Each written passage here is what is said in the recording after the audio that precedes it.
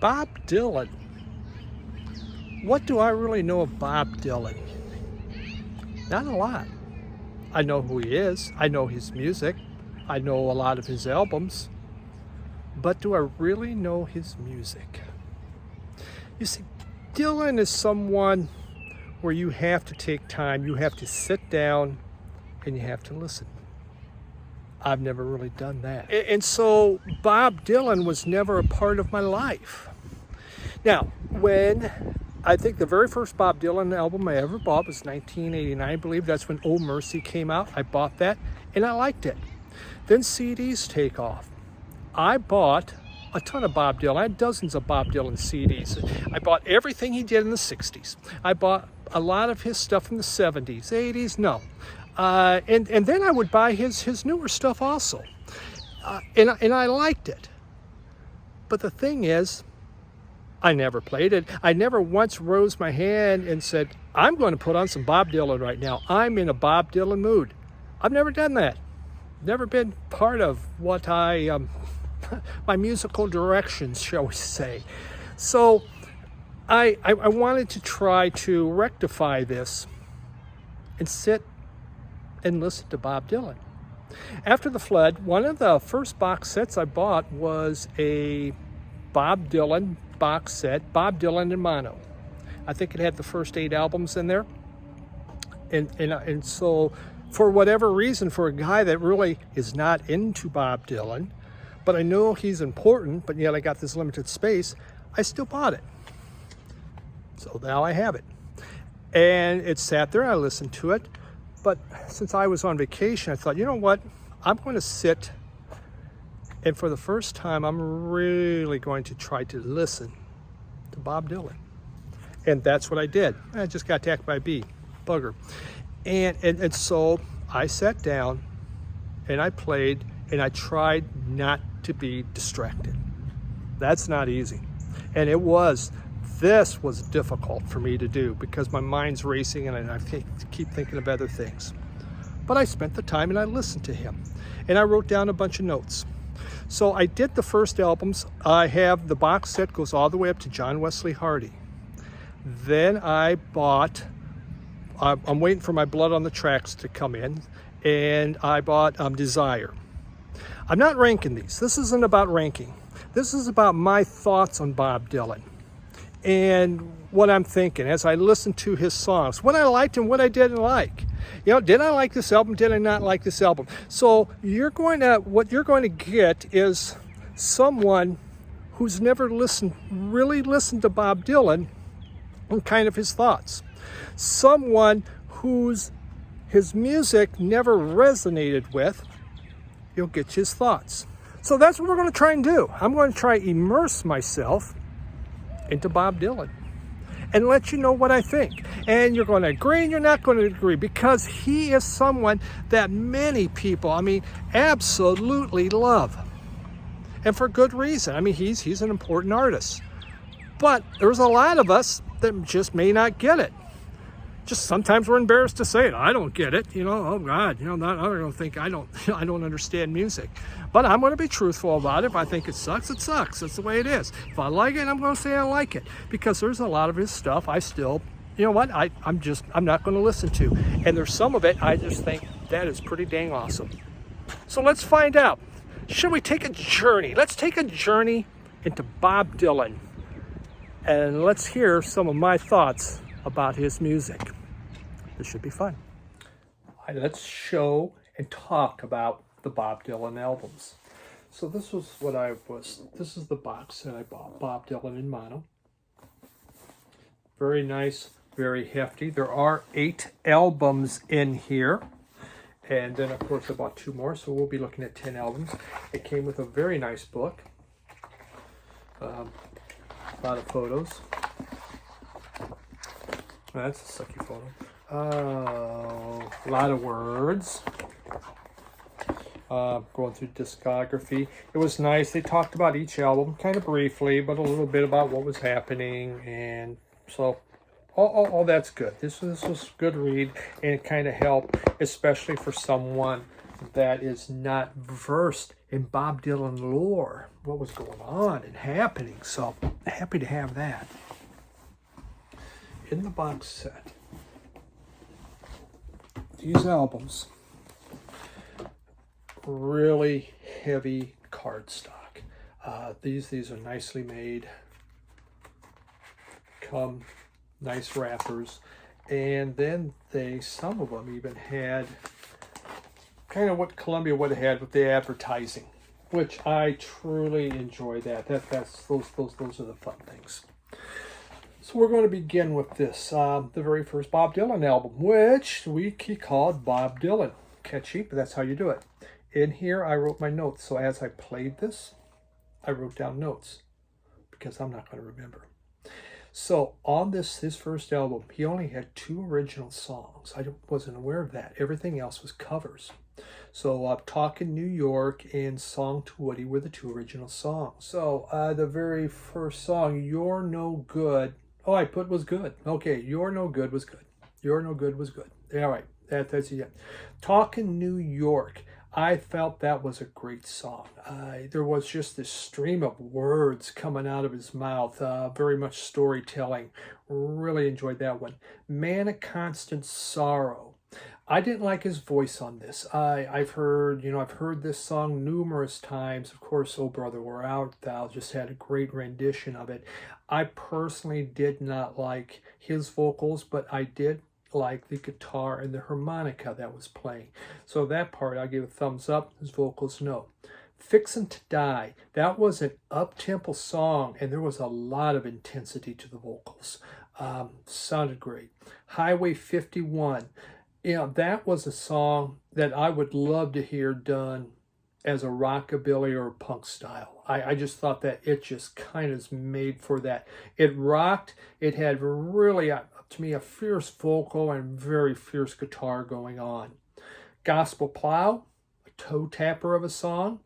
House of the Rising Sun. At first, I didn't like what he was doing. Again, I'm thinking the Animals.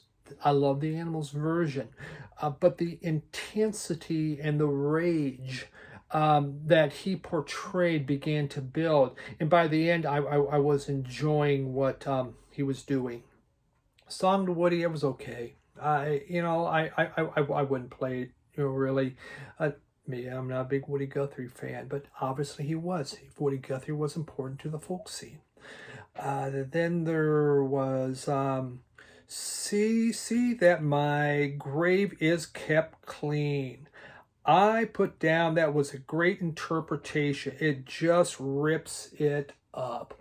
The choir on that, it pushed this folk, but it wanted something faster, except there's another note, gee whiz.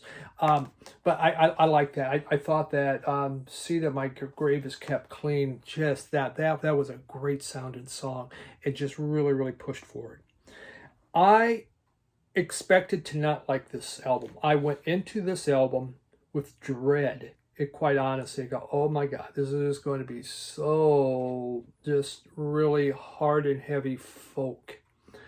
And I left with a really good understanding and a lot of appreciation, and I enjoyed this album. There was more good songs on here than ones that I did not care for, and I thought they were really well done. His interpretations, the way he imagined them.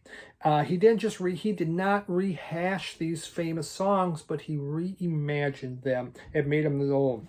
I especially like his faster tunes. His faster tunes appeal to me. That's my own personal taste. But this one came out in 1962, 14 songs. I really enjoyed. So that's my first one. The next one was Freewheelin' Bob Dylan. This came out in 1963. This one had Blowin' in the Wind. The answer, my friend, is blowing in the wind. The answer is blowing in the wind. I think Peter, Paul, and Mary made the famous one, and I just remember having to sing it ad nauseum. So I just went in not liking that because I've sang it over 100 times. Girl from North Country, nice. And to me, that was a good lyrics. I really listened intently to the lyrics. You know, the very first Bob Dylan, I understood him well. This one here, his voice was good. It wasn't until a few albums in where he began to kind of get that more of a nasally thing. I did put down, this takes a lot of concentration to sit and really listen to the lyrics. Tried to block out disruptions. It was so difficult. Masters of War, dark and poignant, good song. Let's see, then we have Down the Highway, good blues, has that lonely feel of country blues. You know, again, there's the simplicity of country blues, but yet there's just that special feel that it has. Bob Dylan blues did not catch me. I didn't much care for Bob Dylan blues. I guess he made me a little blue on that one. A Hard Rain's Going to Fall. Powerful lyrics, but not great for casual listening. It takes focus to enjoy it. Dealing with the Cuban Missile Crisis and everything. It's one of those songs. It's okay. I heard of the Cuban. I was around the Cuban Missile Crisis, but it wasn't a big deal. Okay, it wasn't in my world growing up. So this I found was much more of a protest album, which I'm sure was, and I was just too young to care. I absolutely 63. I'm 4 years old. That doesn't, whoop-de-doo. Talking World War III, Cadillacs, good car to drive after the war. I thought that was humorous and sarcastic. That was pretty good. Don't Think Twice and Bob Dylan, Dream Long and Did Not Grab Me. Those two songs were kind of I Shall Be Free, witty, fun. She's a man. She's a man. Enter Most Grinder, Sore Loser. Just the stream of consciousness going on. Oh no, I put She's a Man Eater, Meat Grinder, Sore Loser. Stream consciousness. Okay, I Shall Be Free. Did enjoy that one. Again, the lyrics were hilarious on that. I like side one over side two. More songs caught my attention on side one. But I didn't like this as much because, again, the protest songs did resonate. I mean, we still have war and all that. It can still be powerful, but just wasn't my thing. I like the first one better. Okay, the third Bob Dylan album. Bob Dylan, The Times They Are A-Changin'. Okay. So this came out in 1964. The title track, an important song to many, but not to me. Yeah, these times are changing. No, I know the song, heard the song. I've never desired to really play it or listen to it, and it's kind of the purpose of music. I had great lyrics for that time period, and they were all important instrumental lyrics, but it has to resonate. The Ballad of Hollis Brown, love that song. David Lynch's version just is the most haunting thing, but it was great. First, really, from David Lynch. I put that's where I first heard Hollis Brown from. I didn't remember from Bob Dylan. I remember from David Lynch. I go, that's a Dylan song? No kidding. 7 people dead on a South Dakota farm. 7 new people born. I mean, wow. Very dark album. Very dark. There's no humor. You don't dance to this album. Not one bit. With God on Our Side. Vocals were really clear, easy to understand, poignant lyrics, over 7 minutes. Again, you have to really listen to it to enjoy the dark sarcasm that's happening there. If it's just casual, this isn't an album for casual listening. This is one where you just sit around, tell everyone to shut up and listen. That's what this is about. I don't really have anybody I can sit around and tell to shut up and just listen. They'll just tell me to shut up instead, I think. Very political. When I think of it, Fela Kuti was really political, okay? His music, extreme political. It's just, the difference was, he's the folk singer, Fela put the groove and the funk in it. So I'll play the political songs of Fela Kuti, and I'll play them a ton because there's a groove going on. But, I would say, though, you're not going to hear the lyrics because it's just groove. Here, it is more about the lyrics than about the music. So there's something to be said about that. I felt his guitar playing is better on there. Sounds great in Spanish Leather. That was the song. His voice is beginning to change. It's starting to get harder to understand. So I did make a note on that. And very, very heavy protest-oriented album. Which, okay, he was becoming big, and that's what he was becoming big about. And people wanted him to lead. And so he was. And so that's why you have this.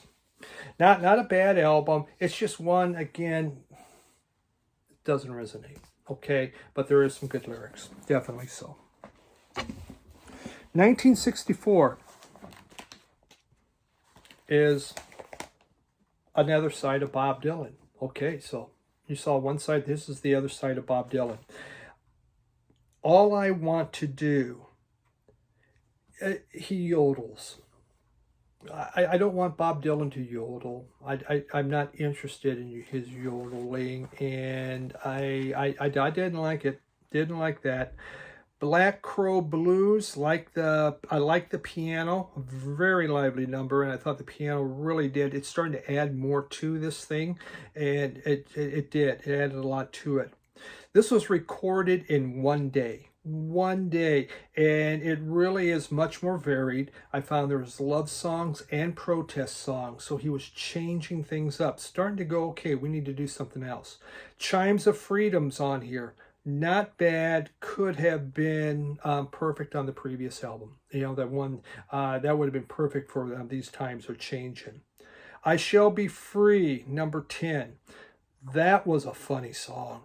Weird monkey, very funky was a lyric that just hit me. Weird monkey, very funky. It says, okay, funny stuff. Really liked it.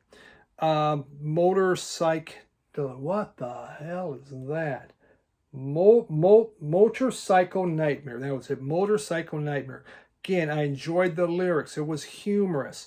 It was easy to understand. And then there's It Ain't Me, Babe, which is okay. There was a kind of a feeling that, yeah, it was recorded in one day. It was about, hey, we got a bunch of stuff. Let's just get this out and release it. I like the first album better. Probably the second one better than this. Not as much the third one. This is okay. There's a few good songs on here. It is him changing, and I kind of appreciate that. He's adding some more humor, and there's some love songs. So it's not all about protest. And I guess that was the other side of Bob Dylan. That was really good to see. So that's his fourth album. Fifth album, Bob Dylan Bringing It Back Home. And this came out in 1965. I could talk about the artwork and the pictures, but that's not what this is about. It's about listening. To me, okay. What a great start I put. Rocking My Instruments. I just found that this start was exciting. God, I can't read my writing. Exciting. More rock and roll than folk. That's what I found going on here. Okay, he's picking up the pace. He's beginning to change some more. Side one, love. Well, there's Subterranean Homesick Blues. My God, I mean, what a good song. That has always been one that I've really, really liked. And yeah, excellent. And then I have Love -0 / No Limit. People buy flowers and made promises by the hour. Cute lyric. Again, the guy He is about lyrics, and so some of these are catchy. Overall, the song, it was okay. I can understand why people would pour over this. I made a note understanding why they sit there and try to interpret his lyrics. His lyrics are pretty obtuse. They're just kind of, okay, what is he trying to mean? And everyone has their own meaning, and he gets pissed off because, you know what, just listen to the music, interpret it yourself. Don't ask me to interpret it for you. And, you could see kind of how he could feel that way. And you're just, to me, it's getting more and more of this kind of, again, a stream of words coming out, and everyone's, wow, he must be telling me something. What is it? And they spend too much time trying to figure that instead of just listening to the music. They're just can't, and the problem is they come up with all kinds of crazy meetings. It's just scary. Yeah, it's just scary. So, Subterranean Homesick Blues, Maggie Farms, Outlaw Blues, which had this beautiful Bo Diddley beat. Those blasts, those just blast out. They are full of excitement and fun. Those are by far my favorite tracks on there, those three. Loud Outlaw Blues was a toe tapper. Toe tappers are good. On the Road Again, funny stuff. Again, rocking. Bob Dylan's 115th Dream was excellent. They refused Jesus. You know what they did to him. Just another lyric that caught my attention. I like side 1 much better than side 2. Gates of Eden was poetic, writing, full of interpretation. What is he trying to say? I don't know what the hell he's trying to say on that thing. I just know it went a long time. Side 2 had Mr. Tambourine Man. Okay. He created it. Birds made it their own. It's all over now. Baby Blue. Again, he made these great songs, but then, like Van Morrison, I thought did a wonderful rendition of that. They added more instrumentation to it. I think that's the big thing. Their reinterpretations of the music was really good. But there was some really good stuff on here that I really liked. Definitely the pace is picking up. We're bringing a lot more excitement to the music. Truly seeing where he's beginning to go, and it is getting fun now. So, yeah, not bad at all. That's my thoughts on that. So that's the first 5, and I'll do a second one for the next 5, so this doesn't go on forever. So hopefully you enjoyed what you heard there. The next ones we got Highway 61 Revisited, Blonde on Blonde, John Wesley Harding, Desire, and Blood on the Tracks. So please come back and we'll kind of tell you what I think about them.